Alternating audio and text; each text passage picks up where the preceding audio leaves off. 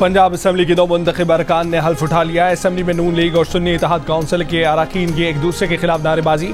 Assembly के बाहर भी एहतजाज। मरीम नवाज की एंट्री। हल्फ उठा लिया। नून लीग के 193, पीपल्स पार्टी के 13, मुस्लिम लीग काफ के 10 और IPP के 5 अरकान ने हल्फ उठाया। सुन्नी इत्तेहाद काउंसिल के 98 अरकान ने हल्फ उठाया। 371 के ऐवान में 321 अरकान हल्फ उठा चुके। असम्बली आमद पर नामजद वजीर आला मरीम नवाज ने कहा कि अल्लाह करे कि पंजाब के लिए खिदमत का नया दौर शुरू हो। पंजाब असम्बली के स्पीकर और डिप्टी स्पीकर का इंतखाब आज होगा। नून लीग के मलिक मोहम्मद अहमद खान ने स्पीकर पंजाब असम्बली के लिए कागजात नामजदगी जमा करवा दिए। उनका मुकाबला सुन्नी इत्तेहाद काउंसिल के अहमद खान भच्चर से होगा। डिप्टी स्पीकर के लिए नून लीग के जहीर इकबाल चन्नड़ और सुन्नी इत्तेहाद काउंसिल के मोइन रियाज का मुकाबला होगा। कागजात नामजदगी जमा करा दिए गए।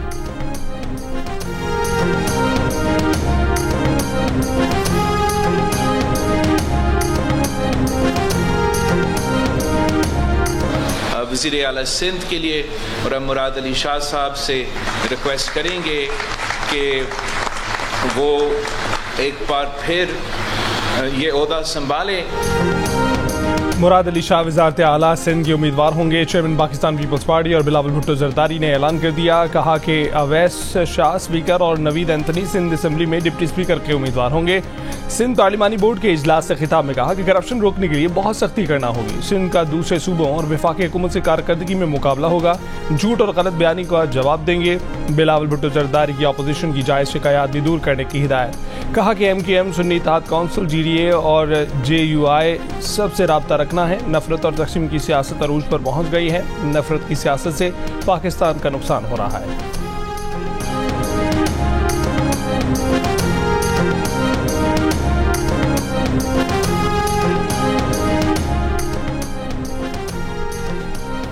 सिंध असम्बली का इजलास आज सुबह 11 बजे होगा। 9 मुंतखब अरकान हल्फ उठाएंगे। GDA जमात इस्लामी और JUI की जानिब से सिंध असम्बली के बाहर धरना देने का ऐलान। महकमा दाखिला सिंध ने कराची रेड जोन में 1 माह के लिए दफ़ा 144 नाफिज कर दी। दफ़ा 144 का नफाज IT सिंध की दरख्वास्त पर किया गया। अवामी इज्तिमात, रैलियों पर पाबंदी, नोटिफिकेशन जारी। निगरां वज़ीर दाखिला सिंध ब्रिगेडियर रिटायर्ड हारिस नवाज का कहना है कि किसी भी किस्म की शरपसंदी के खिलाफ सख्त कानूनी कार्रवाई। कौमी असम्बली में ख़वातीन और अक़लियतों की नशिस्तों की तकसीम के बाद मुस्लिम लीग नून ऐवान में सबसे बड़ी पार्टी बन गई। नून लीग की नशिस्तों की तादाद 108 हो गई। इलेक्शन कमीशन के मुताबिक सुन्नी इत्तेहाद काउंसिल में अब तक 81 अरकान शामिल। 9 आज़ाद अरकान मुस्लिम लीग नून में शामिल हो गए, जबकि 8 आज़ाद अरकान ने अब तक कोई फैसला नहीं किया। ख़वातीन और अक़लियतों की नशिस्तों के हसूल के बाद पीपल्स पार्टी के अरकान कौमी असम्बली की तादाद 68 हो गई। हुकूमत बनाने के लिए 169 अरकान की ज़रूरत होगी। मुस्लिम लीग नून और पीपल्स पार्टी मिलकर हुकूमत बनाएं तो उन्हें और किसी भी जमात की ज़रूरत नहीं होगी। MKM के अरकान कौमी असम्बली की तादाद भी 22 तक पहुँच गई। मुस्लिम लीग काफ की नशिस्तें 5 हैं। इस्तेहकाम पाकिस्तान पार्टी 4, बलूचिस्तान अवामी पार्टी 1 नशिस्त हासिल कर चुकी। इत्तेहादियों के पास अब तक 208 नशिस्तें आ चुकी। असम्बली में 2/3 अक्सरियत के लिए 224 नशिस्तें दरकार है। इत्तेहादी हुकूमत 2/3 अक्सरियत से सिर्फ 16 नशिस्तें दूर है। JUI के 8 अरकान ने असम्बली में मौजूद है। मुस्लिम लीग ज़िया, मजलिस वहदतुल मुस्लिमीन, BNP, नेशनल पार्टी और पश्तूनख्वा मिल्ली अवामी पार्टी का एक उम्मीदवार कामयाब हो चुका है।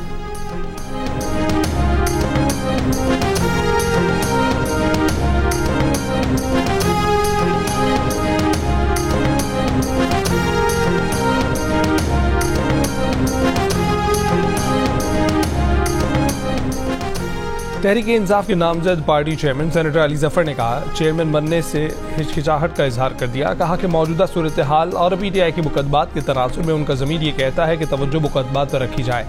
अगर उन्होंने पार्टी की एडमिनिस्ट्रेशन भी संभाली तो मुकदमात पर तवज्जो नहीं दे सकेंगे। जियो न्यूज़ की प्रोग्राम ने पाकिस्तान में बातचीत करते हुए अली जफर का कहना था कि बतौर चेयरमैन उनकी नामजदगी एजाज़ की बात है, मगर उनका नाम कबल अज़ वक्त सामने आ गया है। इस पर मुशावरत करेंगे। हो सकता है कि इस फैसले पर नज़रसानी करें। अली जफर ने कहा कि अगर उन्होंने चेयरमैन बनने से माजद की तो गौहर खान ही पार्टी चेयरमैनशिप के उम्मीदवार होंगे। शेब शाहीन ने कहा है कि अली जफर ने पार्टी चेयरमैन बनने से माजद कर दी है।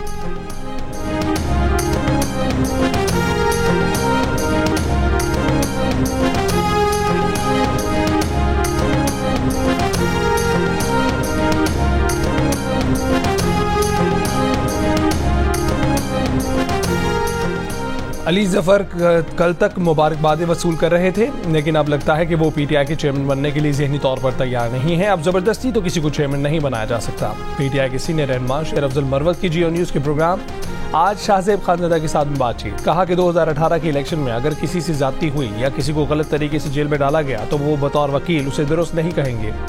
अब पीटीआई को दीवार से लगाया जा चुका है, इसलिए वो बानी पीटीआई की तरफ से IMF को खत लिखने की तायीद करते हैं।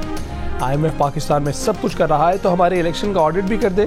पीटीआई ने सुप्रीम कोर्ट से दरखास्त की है कि हुकूमत साजी का अमल रोक दे। बुनियादी इंसानी हकूक पाकिस्तान के डिफॉल्ट कर जाने से ज्यादा अहम है।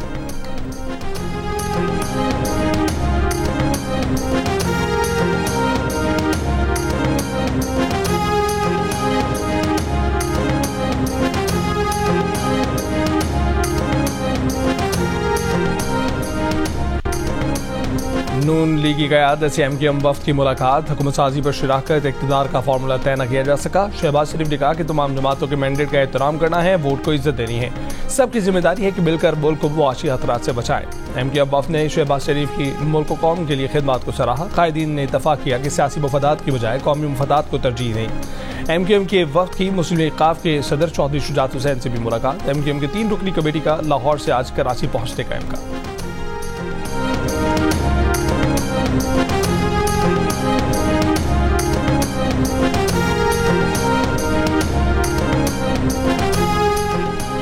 बानी पीटीआई का कहना है कि IMF को खत लिख दिया है, आज खत चला गया होगा। अडयाला जेल में सहाफ़ी से गुफ्तगू करते हुए कहा कि अगर इन हालात में मुल्क को कर्जा मिला तो वापस कौन करेगा।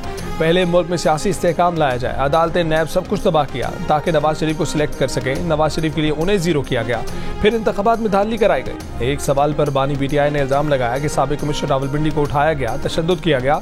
अब सॉफ्टवेयर अपडेट है।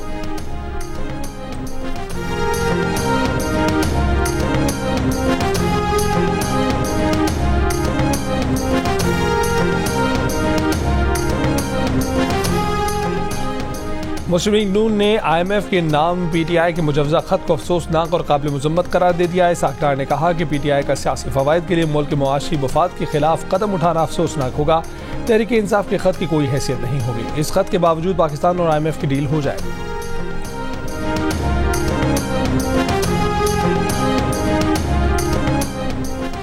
IMF को पाकिस्तान की नई हुकूमत के साथ काम करने पर आमादगी का इजहार। मुआशी इस्तेहकाम से मुतल्लिक निगरां हुकूमत के इक़दामात पर भी मोहर लगा दी। डायरेक्टर कम्युनिकेशन IMF जूली गुजाक ने ब्रीफिंग में कहा कि पाकिस्तान में मैक्रो इकनॉमिक इस्तेहकाम को यकीनी बनाने के लिए नई हुकूमत के साथ पॉलिसियों पर काम करने के मुंतज़िर हैं।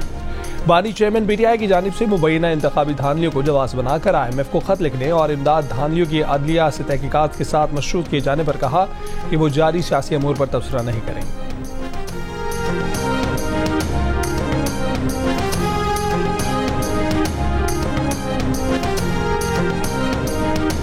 मैंने डिमांड किया कि वो मेंबर हैं, लेकिन वो कानून के मुताबिक जब वो हल्फ लेंगे तो फिर प्रोटेक्शन ऑर्डर उनके जारी होंगे। अगर अभी तक तो कोई राब्ता नहीं, अगर वो बाजियाब हो जाते हैं तो अपना हल्फ लेंगे।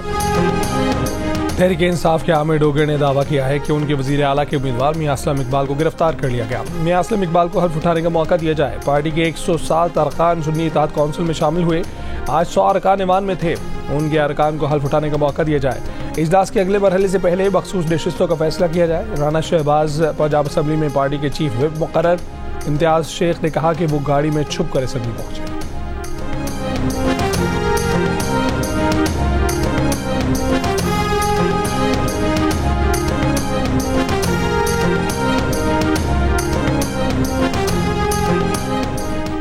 अगर बल्ले का निशान वापस ना लिया जाता तो सुन्नी इत्तेहाद काउंसिल और मजलिस वहदतुल मुस्लिमीन भी बल्ले के निशान पर इंतखाब लड़ती। सरबराह सुन्नी इत्तेहाद काउंसिल साहबजादा हामिद रजा का बयान, कहा कि वो 9 माह मफरूर रहे, उन पर कई मुकदमात दर्ज थे। बल्ले का निशान वापस ले लिया गया तो उन्होंने खुद भी आज़ाद हैसियत में इलेक्शन लड़ा। हामिद रजा ने कहा कि खसूसी रिश्तों के लिए जो फहरिस्त जमा कराई गई थी वो अलायंस की तरफ से ही थी। उम्मीद है कि उन्हें तकनीकी बुनियाद पर मखसूस रिश्तें मिल जाएंगी।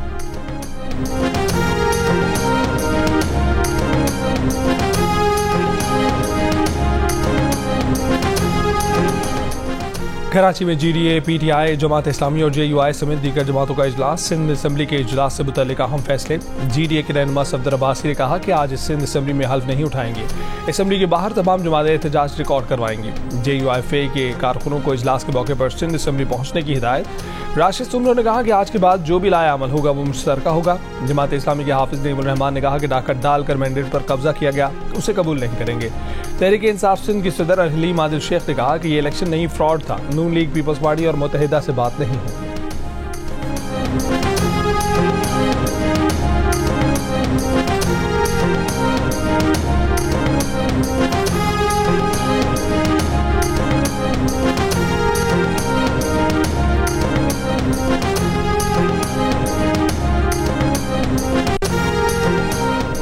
विफाकी काबीना की तवानाई कमेटी ने ईरान से गैस की दरामद के लिए ईरानी सरहद तक 80 किलोमीटर तवील पाइपलाइन तामीर करने की मंजूरी दे दी।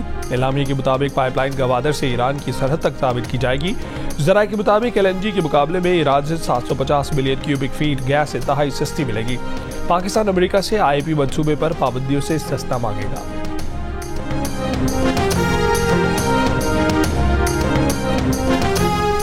कराची के इलाके शारा फैसल में बलोच कॉलोनी पुल के करीब इमारत में लगी आग पर काबू पा लिया गया। 4 फायर टेंडर्स ने आग पर काबू पाया। आग कमर्शियल प्लाजा की दूसरी मंजिल पर लगी। दफातर में मौजूद अमले को बाहर निकाल लिया गया। प्लाजे में 100 से ज्यादा दफातर मौजूद हैं। रात की शिफ्ट में मुख्तलिफ दफातर में 100 से ज्यादा वर्कर्स मौजूद थे। जानी नुकसान नहीं हुआ।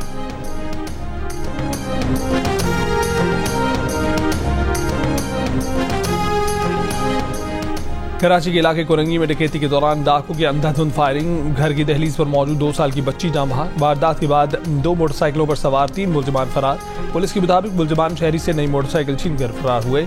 मुजाहबत पर गोली चलाई। कोरंगी टाउन में शहरियों ने मुबैना डाकू को पकड़ लिया। सुरजानी टाउन में फायरिंग, 2 अफराद जख्मी।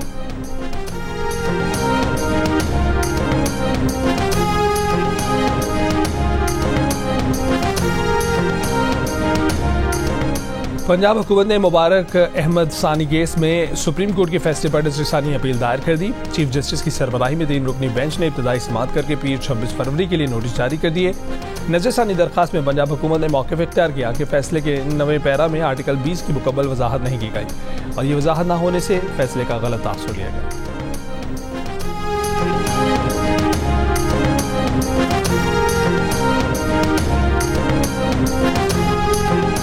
आज़ाद कश्मीर में बर्फबारी और बारिश। वादी रीपा का 6 दिन से दीगर इलाकों से ज़मीनी राब्ता मुनक़ता। इंटरनेट, टेलीफोन और मोबाइल फ़ोन सर्विस भी मुतासर। सड़क से बर्फ हटाने का काम जारी।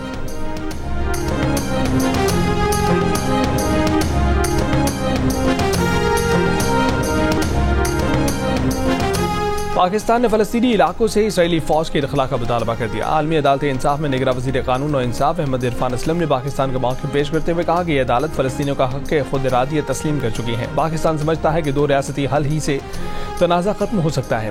फ़लस्तीनी और इसराइली रियासतों की मौजूदगी दोनों अकाइयों और ख़ित्ते के अमन की ज़मानत है। कब्ज़ा एक गैर कानूनी अमल है जिसकी कानूनी नताइज का सामना इसराइल को करना पड़ेगा।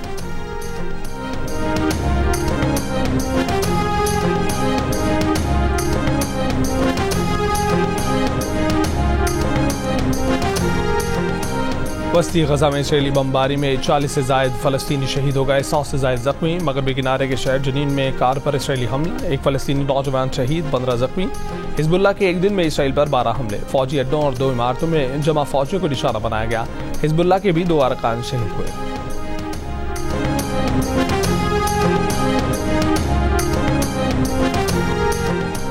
मुत्तहिदा अरब अमीरात को फाइनेंशियल एक्शन टास्क फोर्स की ग्रे लिस्ट से निकाल दिया गया। अमीरात को 2022 में FATF की ग्रे लिस्ट में शामिल किया गया था। FATF ने पेरिस में 3 रोज़ा इजलास के इख्तिताम पर फैसला दिया। UAE ने मनी लॉन्ड्रिंग के रोकथाम के लिए सख्त कानून बनाए हैं। UAE ने दहशतगर्दों की माली मुआवनत और हथियारों के फैलाव रोकने के लिए भी इक़दाम किए। UAE ने मनी लॉन्ड्रिंग रोकथाम इंसदाद दहशतगर्दी के लिए इदारा कायम किया।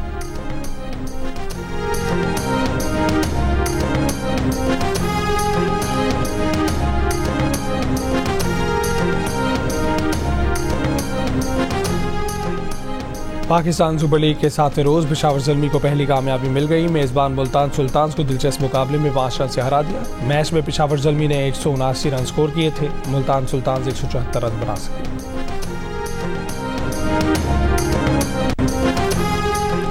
चोलिस्तान जीप रैली में प्रीपेड कैटेगरी का पहला मरहला ज़ैन महमूद के नाम रहा। 231 किलोमीटर पर मुश्तमिल ट्रैक पर उन्होंने तमाम ड्राइवर्स को पीछे छोड़ दिया। मीर नादिर मकसी दूसरे नंबर पर रहे। साहबजादा सुल्तान और मीर जाफर की गाड़ियां तीसरे नंबर पर रही। जीप रैली में कल स्टॉक और लेडीज कैटेगरी के मुकाबले होंगे।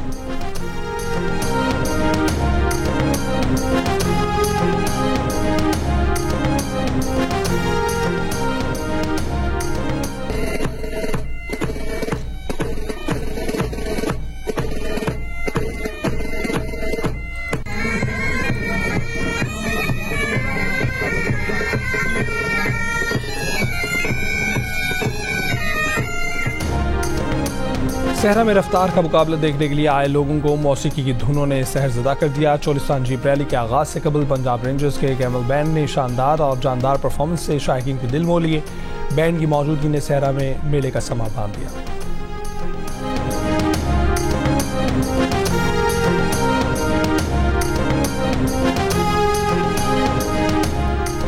प्रोग्राम हारना मना है में PSL क्रिकेट पर दिलचस्प तरजीह और तबसरे।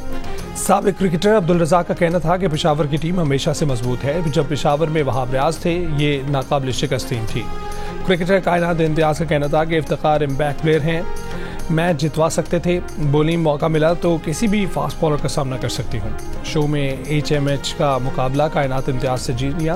प्रोग्राम हारना मना है देखिए रोजाना रात 11:05 पर सिर्फ जियो न्यूज़ पर।